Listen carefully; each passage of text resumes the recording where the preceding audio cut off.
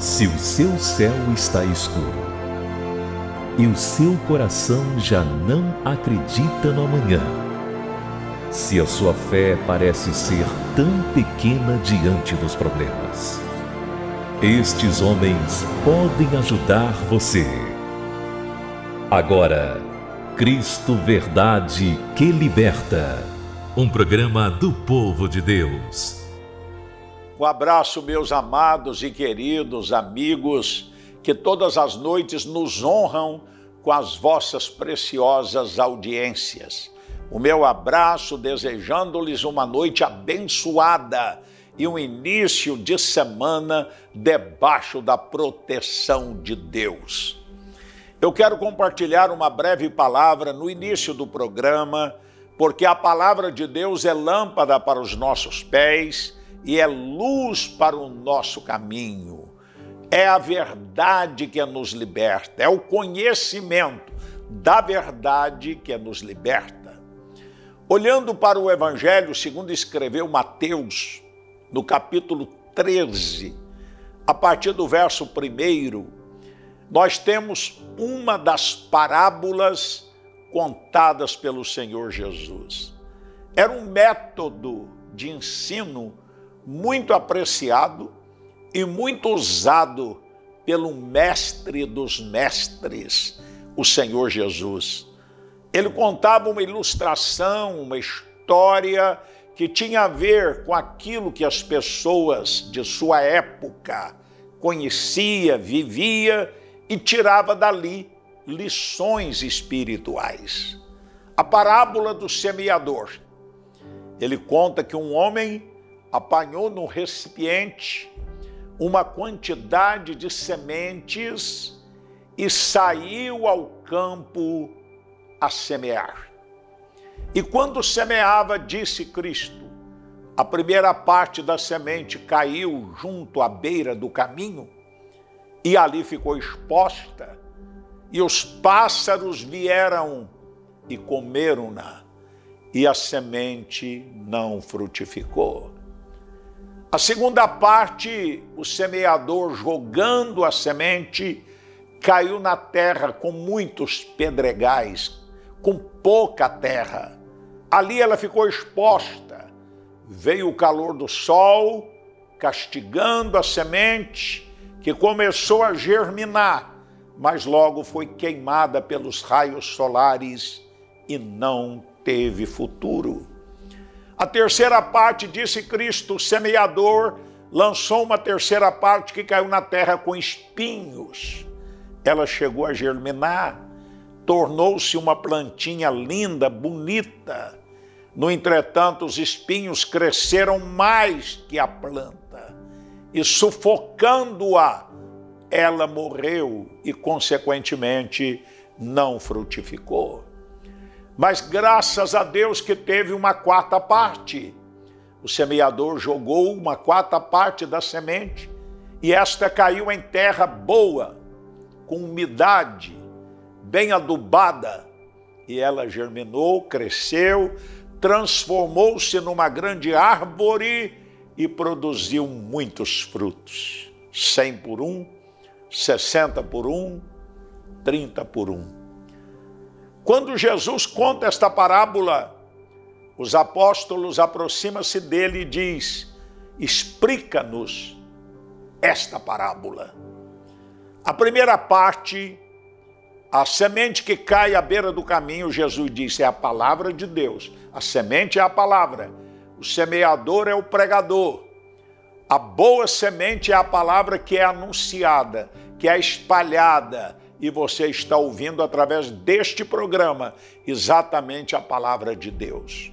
Cristo diz que muitos, ao ouvi-la, não entendendo os pássaros que representam o diabo, rouba a semente, tira a mensagem, mata a mensagem na mente, no coração, para que a pessoa não se salve, não seja abençoada, crendo no Evangelho.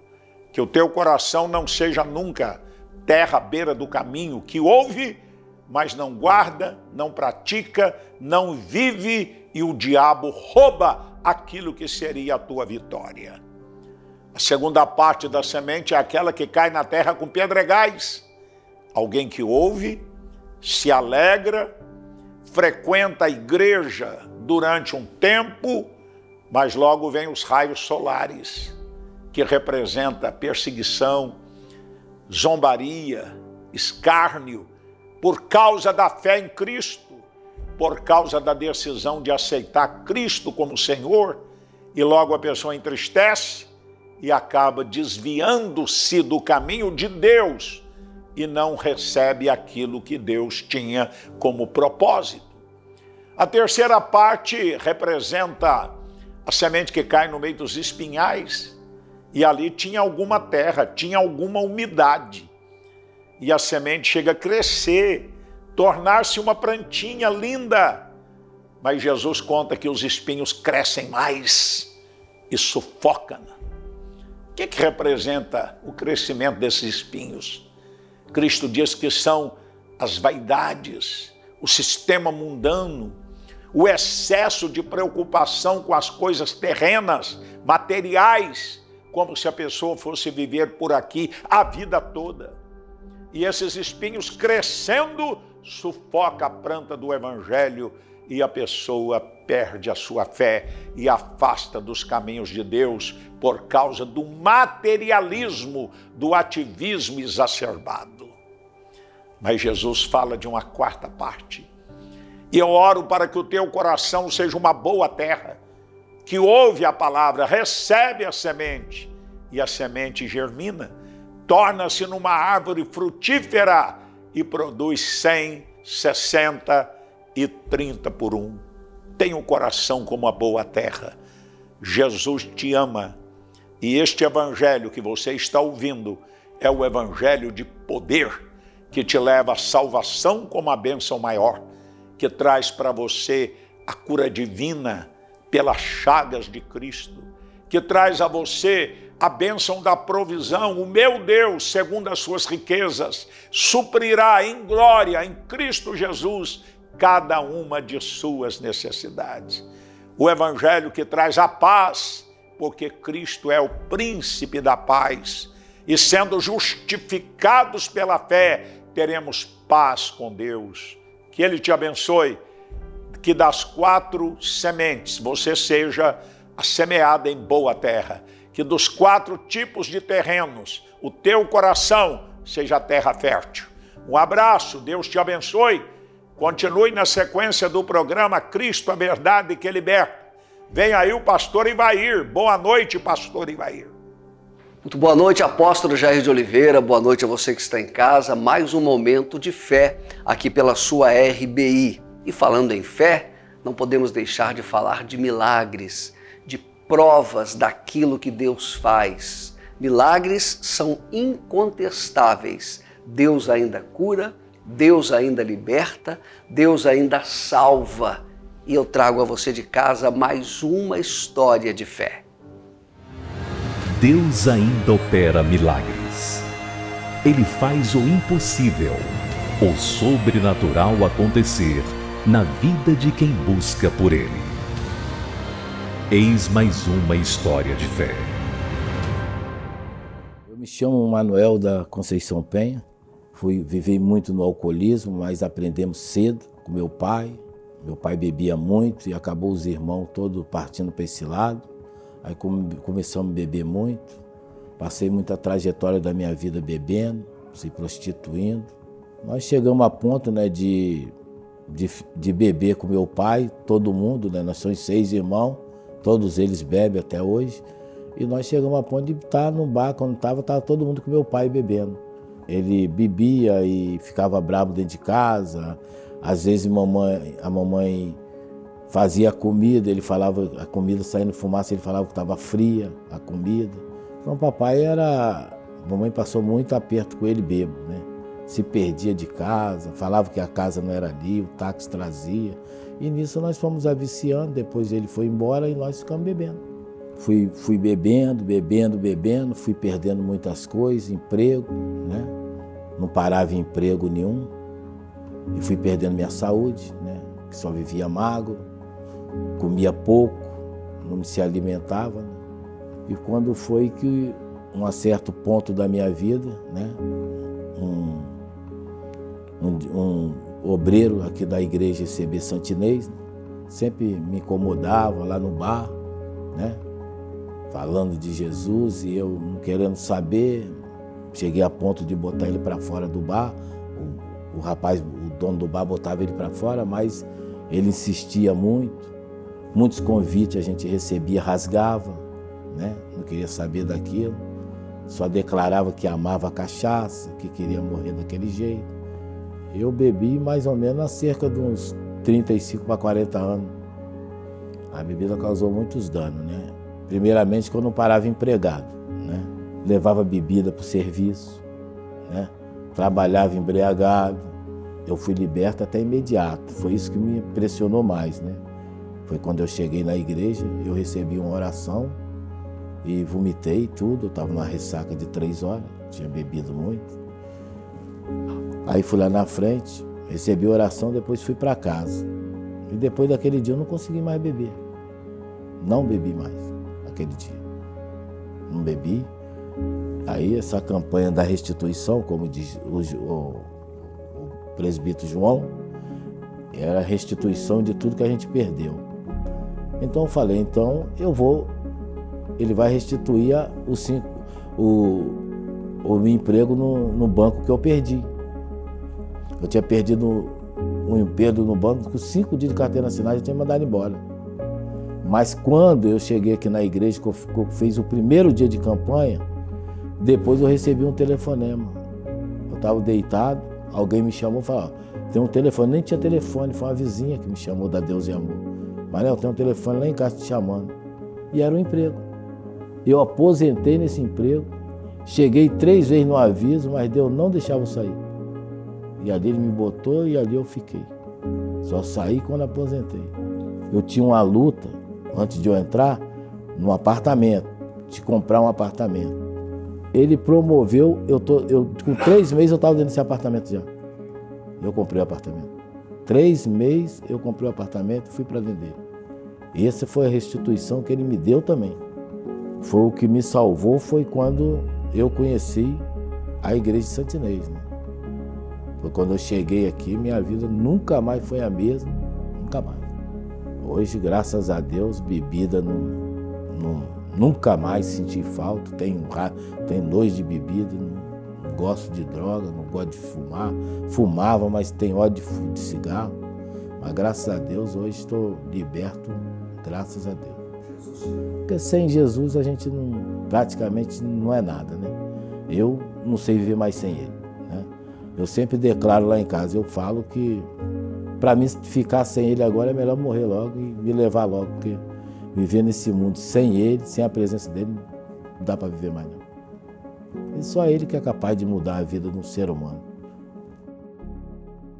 Mais um trecho, mais um momento, mais uma parte de uma mensagem apostólica gravada num dos cultos que aconteceram na Igreja Casa da Benção. Em meio ao caos, a palavra apostólica, trazendo direção e segurança para a sua alma. Com o apóstolo Jair de Oliveira. Nós temos falado já há várias semanas sobre a vida de oração. E hoje nós vamos abordar um tema pouco abordado. Um subtema, melhor dizendo, dentro do tema, nós vamos falar sobre obstáculos à oração respondida. Muitas pessoas oram, continuam orando e muitas vezes não obtém de forma concreta, de forma clara, a resposta de suas orações. Por que será? Porventura o Senhor tem filhos prediletos? A resposta é óbvia: não. Ele ama a todos. E por que muitas orações não são atendidas, não são respondidas? Nós temos aprendido que há 3 formas de Deus responder uma oração. Muitas vezes ele diz sim, porque ela está de conformidade com a sua boa, agradável e perfeita vontade. Outras vezes ele diz, espera um pouco, porque pela sua onipotência, onisciência, onipresença, ele vê e conhece o que nós não vemos e não conhecemos. E outras vezes a resposta da oração pode ser não. Mas nós vamos ver obstáculos que muitas vezes interpõem entre nós e Deus. E se esses obstáculos existirem, nós já sabemos de antemão que esta oração vai bater no teto e voltar. Então esse subtema é muito importante. Em primeiro lugar, entender a quem estamos orando, ou para quem estamos dirigindo as nossas orações.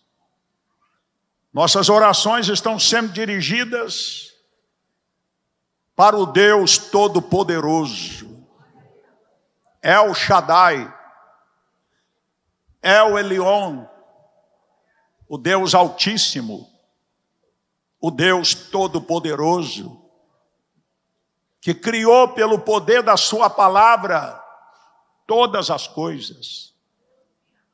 O Deus que se revela de 3 formas: através da sua palavra, através da vinda do seu Filho unigênito e através da natureza. Então nós vamos ver, irmãos, nesta noite, que as promessas de Deus são condicionais. As promessas de Deus são condicionais.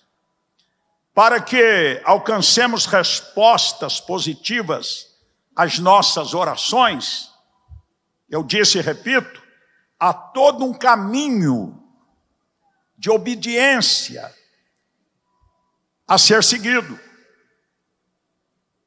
Nós vamos trazer alguns versos de forma rápida, alguns tópicos que nos mostram alguns inimigos da resposta das nossas orações.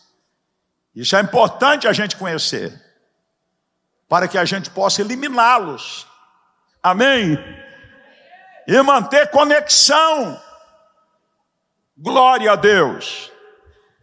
1 de Pedro, capítulo 3, verso 7, na parte B, nós vemos a seguinte expressão: para que não se interrompam as vossas orações. Para que não se interrompam as vossas orações. Na parte B, para que não se interrompam as vossas orações.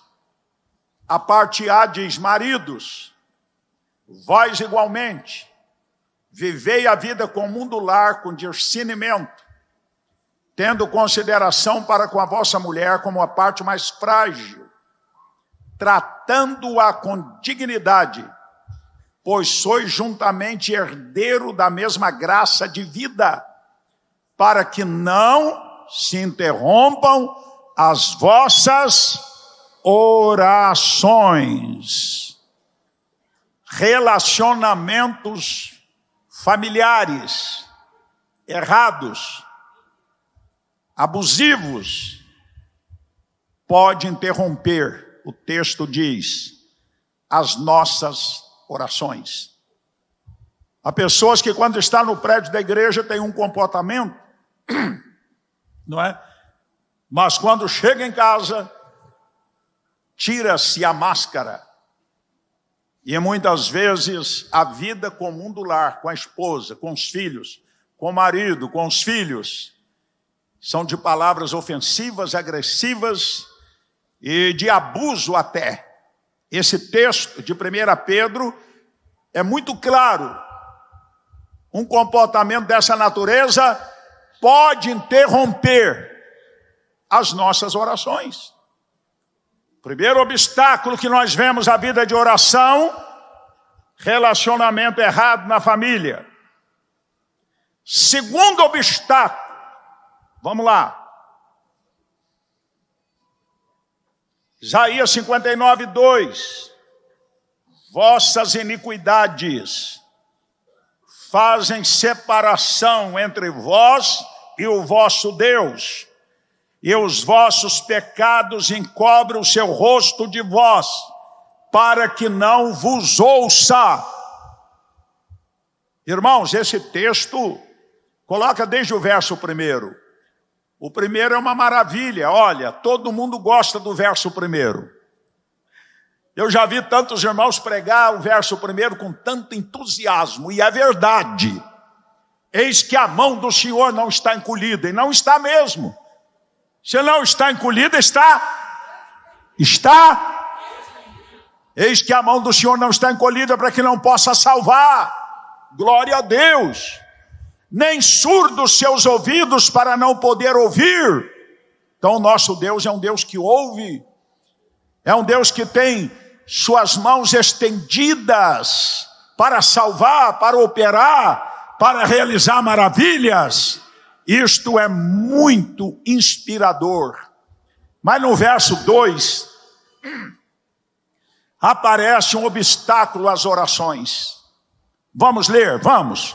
No 3, me ajude aí, por favor. 1, 2, 3. Mas as vossas iniquidades fazem separação entre vós e o vosso Deus, e os vossos pecados encobrem o seu rosto de vós.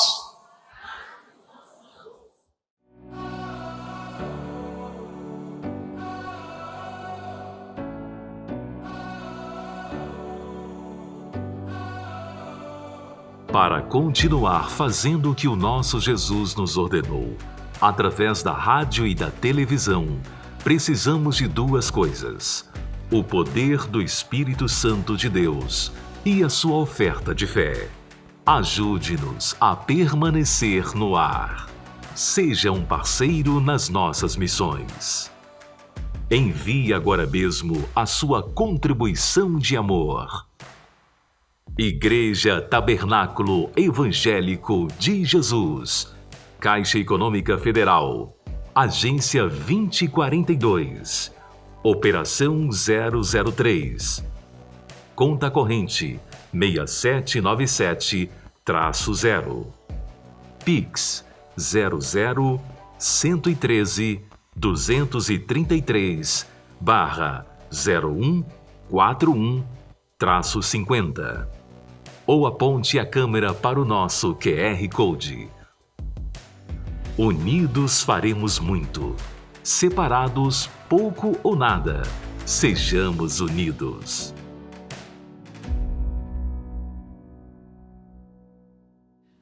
Bom, o nosso WhatsApp, ele funciona, ele está à sua disposição, é o 97529-4642. E nós temos recebido pedidos de todo o Brasil. Eu tenho, por exemplo, aqui o pedido da Luísa Helena. Ela é de Minas Gerais e ela faz um pedido pelos seus 2 filhos que estão presos, estão condenados e precisando muito de oração. Aqui você vê o coração de uma mãe aflita pedindo pelos seus filhos. Luísa, vamos orar. Eu quero colocar no altar da oração de hoje também o nome da Mara. Na verdade, a Mara, ela pede pelo seu filho, o filho viciado. E ela fala uma coisa, que o seu filho está viciado há mais de 50 anos. Sabe o que é isso? 50 anos de escravidão no vício das drogas. E esta mãe não desiste, ela não desanima. Mara, você aqui de Santo Amaro, creia no milagre. Jesus é poderoso, através da sua fé, mudar a história do seu filho. Eu quero colocar também o nome da Célia Dark, Rio de Janeiro. Na verdade, ela pede oração porque tem sido perseguida no trabalho. E ela pede oração pela vida do Kleber Nazaré, que está vivendo uma enfermidade, um aneurisma, e ela pede oração. Então, também, Célia, melhor dizendo, estamos orando sim por você e e por esta vida, por quem você representa. Eu falo de Gislene dos Santos, lá de Brasília. Aí, Gislene, tudo bem? Ela pede oração pela vida espiritual, para que Deus renove as suas forças, para que ela volte à casa do Pai. Estamos orando. E fechando os pedidos de oração desta hora, eu tenho a Vilma Matias, aqui de São Paulo, e ela pede oração pela vida da Suzana. A Suzana está com um tumor agressivo no braço. Ela vai fazer quimioterapia ou então terá que fazer amputação do braço. Vilma, daqui a pouco nós iremos orar.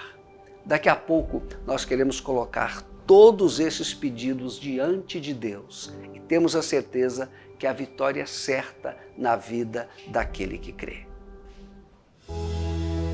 Em tempos de guerra, esforça-se para buscar a paz. Em tempos de aflição, um ombro amigo. E em meio às adversidades, buscamos Deus através da oração. Pare um instante e ore com o apóstolo Jair de Oliveira e sua equipe.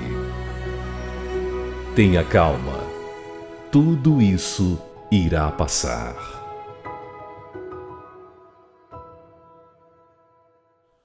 Eterno e poderoso Deus, Pai, Criador e sustentador dos céus, da terra e da vida humana, por intermédio do nome e do sangue de Cristo vertido no Calvário, o sangue da nova e eterna aliança, temos acesso à Tua presença, ó Pai.